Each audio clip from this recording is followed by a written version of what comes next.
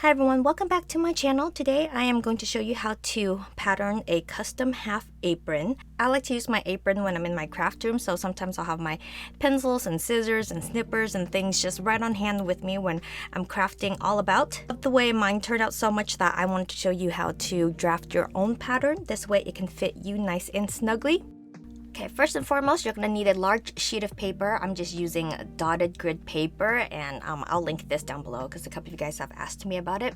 So the first line I'm going to put down is my grain line, which is the center front line, and it's also the line that I'm going to use to cut unfold. Next would be the width of your apron, and technically this would be 1/4 of the width of my waist. Because I want it to wrap around my waist just a little bit so it looks more like a skirt, I'm going to add on an extra 3 inches. So from there, I'm going to go ahead and draw a parallel line to the grain line, and that's going to be the width of my apron.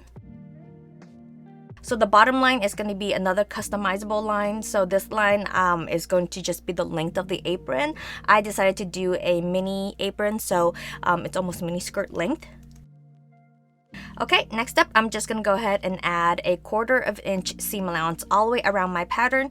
Obviously, you can do 1/2 inch seam allowance depending on what you're comfortable with sewing with. So I'm going to add that to the bottom, the side seams, and also the top of the apron. And then remember that the grain line is going to be cut and fold, so don't add a seam allowance to that. Okay, so right next to it, I'm going to draw out the pattern for the straps. Really simple. It's just a long rectangle, and I'm going to do that also on fold here. So I'm going to go ahead and draw a line straight down.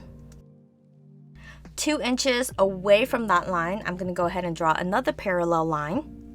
So the length of the waistband, again, is going to be dependent on how you like to tie up the apron, but I like to stick with 1.5 of your waist measurement.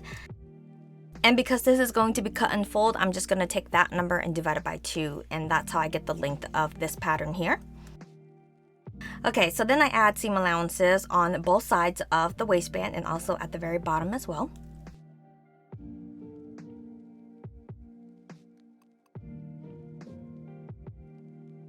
Next up will be the main pocket of the apron. So this apron has a lot of slots and a lot of places to hold your tools.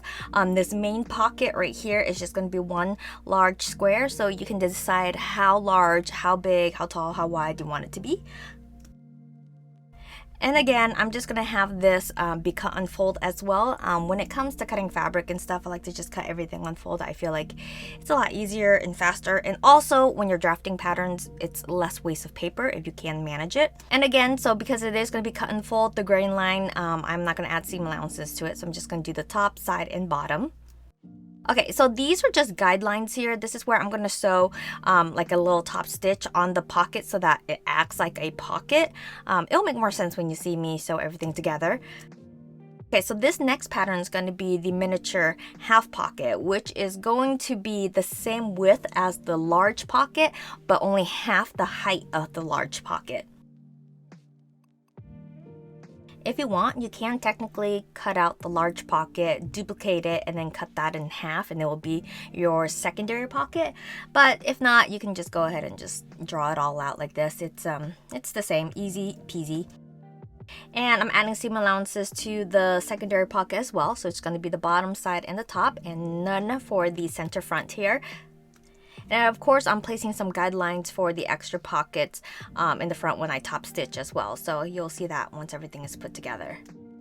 Okie dokie, to wrap this up, this is going to be the main pattern, which is the apron pattern, and it's going to be cut on fold once on your fabric. This is the second pattern, which is the waistband pattern, and this is going to be cut once on fold also on your fabric. This is going to be the third pattern, and that is the large pocket, cut on fold and only cut once as well.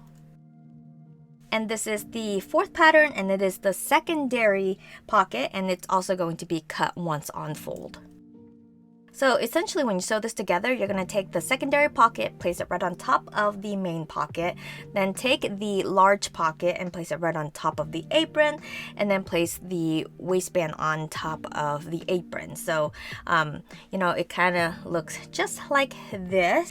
Down below, I also linked a full tutorial on how I sew all this together, along with how I installed the magnets into the apron. So this way, you don't have to worry about your pins just floating around your craft room. And that's pretty much it as far as drafting this pattern. It's really simple, just a couple squares, and you're good to go. But I think it's something that, you know, it's a good startup if you're trying to learn how to pattern something for the very first time.